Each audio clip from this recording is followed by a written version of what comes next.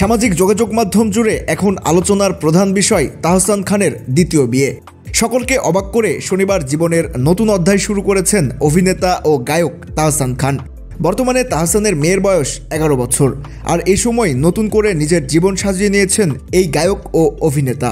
শনিবার সন্ধ্যায় বিয়ের সুখবর দিয়ে নতুন স্ত্রীকে বুকে আগলে সামাজিক মাধ্যমে পোস্ট করেন তাহসান খান। এরপর রবিবার তাহসান খানের দ্বিতীয় স্ত্রী রোজা আহমেদ বিয়ের কিছু অদেখা ছবি শেয়ার করেন সামাজিক যোগাযোগ মাধ্যমে।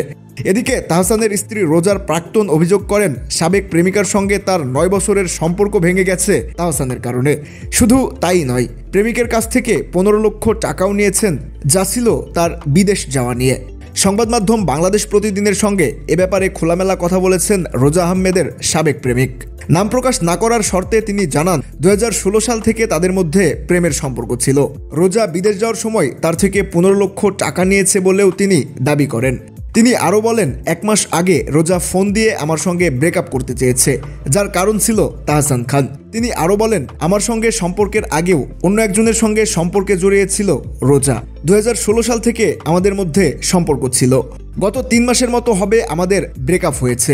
গতকাল বিভিন্ন সংবাদ মাধ্যম থেকে জেনেছি 1 বছর হয়েছে তাহসান ও রোজার সম্পর্ক।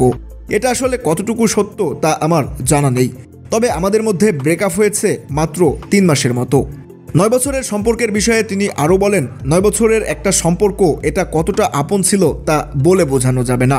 আমাদের প্রেম শৈশব থেকেই, সেই ছোটবেলা থেকে শুরু করে ওর বর্তমান ক্যারিয়ার সবকিছুতেই আমার একটা অবদান ছিল। অভিযোগ তুলে তিনি আরও বলেন, আমি প্রতারিত।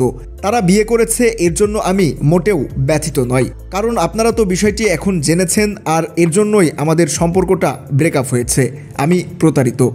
তিনি আরও জানান, রোজা আহমেদ HSC পাস। শুধু তাই নয়, রোজার নিউ ইয়র্ক ইউনিভার্সিটি থেকে পড়াশোনার বিষয়টিও ভুয়া বলে দাবি করেছেন এই ব্যক্তি।